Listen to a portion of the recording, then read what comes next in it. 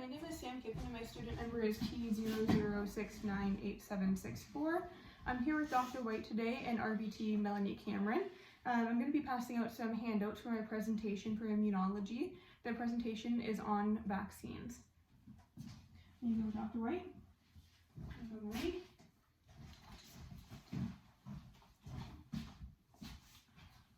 So our clinic believes that the following vaccines are considered core vaccines: DA2PP, leptospirosis, and rabies. Rabies is a legal requirement and all animals should be vaccinated for rabies. DA2PP plus coronavirus is a 5-way vaccine. You can't have a vaccine that is DA2PP, and that is just a 4-way vaccine. In our clinic, we do use a 5-way vaccine, so one that includes coronavirus. The following diseases are included in the DA2PP plus C vaccine: distemper, adenovirus, parainfluenza virus, parvovirus, and coronavirus. We'll start with distemper. Distemper is an airborne disease and it is passed on by close contact with other dogs or with wildlife. Distemper can be passed from one dog to another by sharing a water bowl or a food bowl. It can also be passed on by a mother to a puppy. Symptoms of distemper: infected dogs will show watery to pus-like discharge from their eyes. They then develop fever, nasal discharge, coughing, lethargy, reduced appetite, and vomiting. Eventually, the virus will attack the nervous system, and symptoms such as ataxia, muscle spasms, head tilt, seizures, and possibly even paralysis occur. That quote was from the American Veterinary Medical Association, so the AVMA. Treatment: there is no treatment for distemper. The symptoms can be managed with medication. Fluids for the vomiting and diarrhea primarily. There is no cure, which is why it is so important to follow proper clinic protocol for vaccines. Distemper and keep dogs isolated away from other dogs who have distemper. So you want to make sure that the positive distemper cases are not interacting with other dogs because it is spread by close contact. The next disease we're going to discuss today is parvo. Parvo is transmitted from dog to dog or from a dog coming into contact with feces. Due to parvo's environmental stability, the virus is easily transmitted via the hair or feet of infected dogs or on shoes, clothing, and other objects contaminated by infected feces. Direct contact between dogs is not required to spread the virus. Dogs infected with the virus who show clinical signs will usually become ill within 3 to 7 days after exposure. That is written by Weir M. from VCA. Now, because parvo is able to be carried so easily by contact on shoes, contact simply on surface areas, it is so important to follow proper cleaning protocols within the clinic. If you do have a dog that you suspect has parvo, it's really important to isolate that dog away from other dogs. And if at all possible, it's best to keep that dog outside of the clinic or in a clinic isolation area if you do have a designated isolation area. You want to make sure that that dog is not coming into contact with other dogs. Most symptoms of parvo are gastrointestinal: diarrhea, vomiting, bloating, abdominal pain, unfortunately bloody diarrhea, and it can also include hypothermia. During severe cases, the animal can lose a lot of fluids, so supportive nursing therapy is very important. It's really important that you're giving fluids to these patients, keeping them warm, using a heat blanket, and just really making sure that that animal does have enough nutritional replacement through the IV and electrolytes through the IV as well. The next virus we're going to talk about is adenovirus, which it causes hepatitis, which can result in liver damage. The virus occurs in wild and domesticated canines. It's spread through contaminated body fluids such as urine, eye, and nasal discharge, and it happens when a dog comes into contact with these fluids. In its mild form, an infected dog may just have a decreased appetite, may appear lethargic, and it may have a mild fever. Some dogs do develop something called blue eye, which is cloudiness in both of their corneas. And it does happen about 1 to 2 weeks after the dog becomes infected. Dogs may also have respiratory signs such as eye and nasal discharge and a cough that is indistinguishable from other upper respiratory infections such as Bordetella. So in severe cases, usually in young puppies, they can have fever, depression, and loss of appetite, and abdominal pain, vomiting, diarrhea, and edema, which is swelling underneath the skin. This generally occurs in the head and the neck, and the dogs can also, because it does affect the liver, get jaundice. And when this does happen, most cases are fatal. Treatment, as with any viral infection, antibiotics are not effective, so supportive therapies are needed for this virus. Supportive nursing therapies, just like the ones that we were talking about for parvo, so IV fluids, heat blankets, and medications to help with secondary infections can be very beneficial as well. The next virus we'll talk about is parainfluenza virus. This is a respiratory virus that spreads in kennels and in areas where dogs have close contact to each other. Canine parainfluenza virus is a highly contagious respiratory virus, and it is one of the common pathogens of infectious tracheal bronchitis, also known as canine cough 3. You can't necessarily notice a difference between canine influenza and this cough as well. Unfortunately, you can't really tell the difference. The symptoms include lethargy, anorexia, nasal discharge, hyperthermia, and coughing. Dogs generally do not need to be hospitalized, but they may require medications to help to suppress the cough. The next disease we're going to talk about is canine coronavirus. This coronavirus is a gastrointestinal coronavirus. A lot of coronaviruses are upper respiratory infections, but this one specifically is a gastrointestinal virus, and it does have symptoms such as vomiting and diarrhea. Most cases are very mild. Dogs do take generally 1 to 4 days to show signs, so that is the incubation period is 1 to 4 days, and 2 to 10 days is generally the symptomatic period. Dogs can be carriers for 180 days after they become infected with the coronavirus.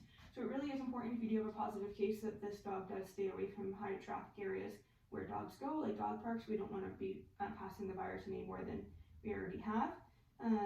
Most of the time, it's just young puppies that are affected by this virus, or dogs that have immunosuppressive issues. It's most of the time it's not healthy adults. And in most cases, a dog doesn't require any treatment because it does have such a short life, and most dogs are able to recover on their own. The type of DA2PP plus coronavirus vaccine that we use in our clinic is a vectored or a live Recombitech vaccine, which uses special Recombitech proteins and small fragments of DNA of each of the viruses, which are put into the virus called canary pox. Canary pox is an avian disease, so it's not actually able to be passed on to mammalians. So this is really important because it really helps with the safety margin of the vaccine. In live vaccines, so not in a modified live or not in a Recombitech vaccine, you actually have parts of the live virus that are passed on to the animal, which causes more of an issue because the animal is going to be getting some of the infection. It's supposed to be that the animal just gets a mild infection, but in some cases you do have more of a severe infection.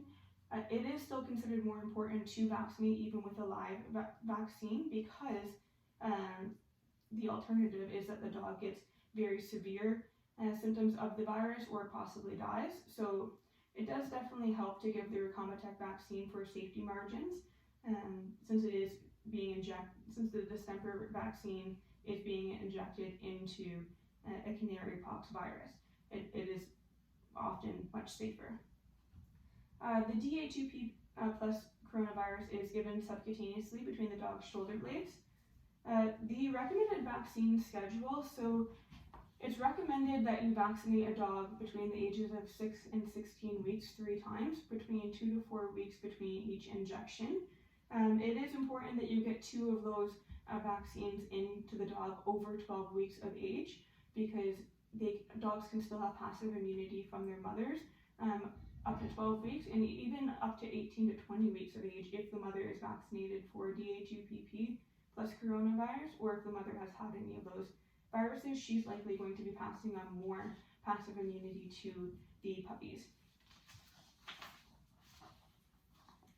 Okay, so that covers DA2PP plus coronavirus. We'll get into rabies. Rabies is a neurological disease, and it is considered zoonotic. Zoonotic means that the virus can be passed between different species. Rabies can affect all mammals. However, marsupials are generally not affected because they do have a lower body temperature than other mammals. So generally speaking, don't have to worry about possums with rabies. The rabies virus is fatal. Rabies is passed from one mammalian to another by a bite or scratch, resulting in the mucus of the infected animal entering the body tissue of another mammal, and the virus being carried by the nervous system to the brain and the salivary glands. Rabies generally can cause a dog's personality to alter. You'll have a very friendly dog that turns very aggressive.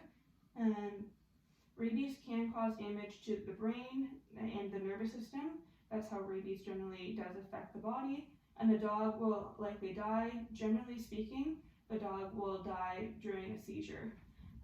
There is no treatment for rabies. Once a dog is showing clinical signs of rabies, rabies is almost 100% fatal. It is one of the reasons that the vaccine is so important is because there is no cure for it. The other reason the rabies vaccine is so important is because it is a zoonotic virus, and the most common way that a human gets rabies is from a dog bite from a dog that is infected with rabies. So really important for our human population to have rabies as a core and mandatory vaccine for all animals. The rabies vaccine is a legal requirement for all dogs in Canada. It is the only vaccine that public health does monitor. The rabies vaccine should be given to a dog the first time at 16 weeks of age. That's when we generally give it in our clinic. However, it can be given as early as 12 weeks, and dogs that are being imported or exported are often given that vaccine at 12 weeks. So it is safe to give the dog a rabies vaccine if it's anything more than 12 weeks. If the dog is late for the rabies vaccines do need to be given as a 1-year vaccine. Here in Ontario, public health does monitor this, and that is their recommendations. If the vaccine is given on time, then the next vaccine can be considered a 3-year rabies vaccine. Rabies vaccine is also given subcutaneously by the right shoulder blade. That it can be given anywhere, but that's how we give it in our clinic here. Distemper is given in between the shoulder blades because it's considered a core vaccine, so it's an easy way to remember. It's important to remember where we're giving these vaccines, because if we do notice a little bit of swelling or inflammation at the injection site, we're able to go back and say, this is how I always give the rabies vaccine. So if you do give the rabies vaccine differently than our protocol, please note it on our file, because then we can notice if we do have inflammation, this is why. Leptospirosis is a bacteria infection. It's caused by Leptospirae, which is found in contaminated soil and drinking water. If an animal ingests the Leptospirae, it may become infected. The infection can cause liver and kidney damage. Dogs can become infected from having open wounds or mucous membranes come in contact with the bacteria. Leptospirosis is also considered a zoonotic disease. Therefore, it's really important to wash your hands after handling any dogs and use proper sanitary procedures as well. The leptospirosis vaccine that we use in our clinic is a 4-way vaccine. What that means is it covers the 4 most common strands of leptospirosis in our area. The leptospirosis vaccine is a bacteria vaccine, therefore it is a 1-year vaccine. All bacteria vaccines are considered a 1-year vaccine. Treatment, you can use antibiotics in combination with other supportive therapies and other supportive nursing therapies. How the vaccine is given: the leptospirosis vaccine is given subcutaneously over the left shoulder blade. Remember, left for lepto. The first vaccine of leptospirosis is given, and then 2 to 4 weeks later, a booster is required. After that, it needs to be given yearly. If it's been over 18 months since the dog last received a leptospirosis vaccine, it does need to be boosted. The next disease we're going to be discussing here today is Bordetella. Bordetella is a bacteria that has passed from dog to dog. Generally speaking, it's passed in areas with high populations of dogs that are in close contact with each other. Think your dog parks, grooming facilities, boarding facilities. Dogs get kennel cough from being in close contact with each other, and Bordetella is a bacteria, and it can be in any location. It doesn't have to be in a kennel, but it's just more common for it to be in a kennel, which is why it is called kennel cough a lot of the time. It does cause upper respiratory symptoms such as coughing, gagging, sneezing, discharge from the eyes and the nose. Treatments generally are antibiotic and or prednisone. Some people will also use Metacam, so NSAIDs for treatment. It's important to keep the animal in isolation and away from other dogs for 2 weeks after the dog is asymptomatic. So wait for the dog to become asymptomatic, keeping the dog away from other dogs during that period, and then an additional 2 weeks after the dog stops coughing and showing symptoms. Still keep it isolated because we don't want any other dogs becoming infected. The Bordetella vaccine is usually given orally and provides 1-year protection. Again, it is a bacteria vaccine, so a 1-year vaccine. There is a Bordetella vaccine for cats. However, we do not carry it out at our clinic here. If a dog is aggressive, but still comes in contact with a lot of other dogs, it still is important for that dog to be vaccinated with Bordetella. We do carry an injectable Bordetella vaccine. It doesn't provide as much local immunity, but it still does provide a lot of coverage, so you can still give that vaccine, and it is given subcutaneously. However, it is important to booster that vaccine in 2 to 4 weeks' time after the first time of giving it.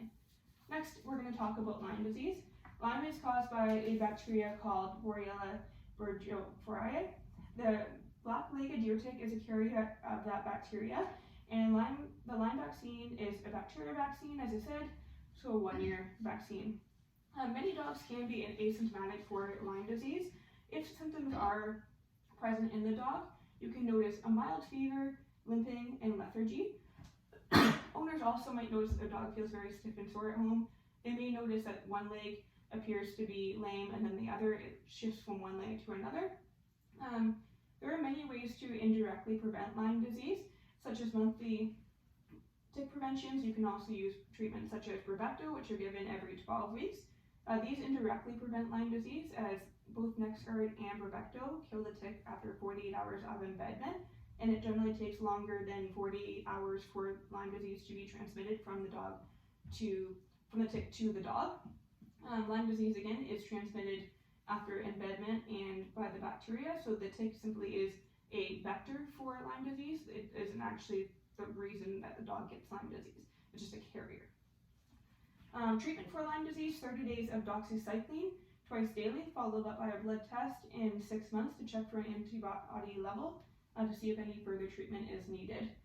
Now, possible side effects for vaccines. All vaccines can cause side effects, although most side effects are considered to be quite mild. Mild side effects can include some discomfort at the injection site, some inflammation at the injection site, and they can include just the dog being a little bit uncomfortable and lethargic. So severe reactions can occur. If a severe reaction is going to occur, it generally occurs within about 15 to 20 minutes. That is called an anaphylactic reaction. That is a medical emergency and needs to be dealt with right away.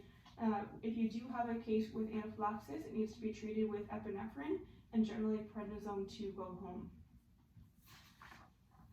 We also occasionally do have animals that do have a little bit of inflammation at their injection site for up to 2 weeks.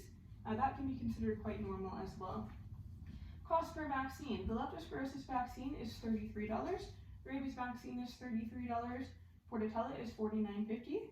Lyme vaccine is $52, and DA2PP plus coronavirus is $33. All of these are subject to tax, and when we give our leptospirosis vaccine with rabies and distemper in our clinic here, it is considered a complementary vaccine. So that is everything that I wanted to go over today as far as vaccines go. If anyone has any questions, please come and ask me after this presentation, but I thank you for taking the time today to listen to me.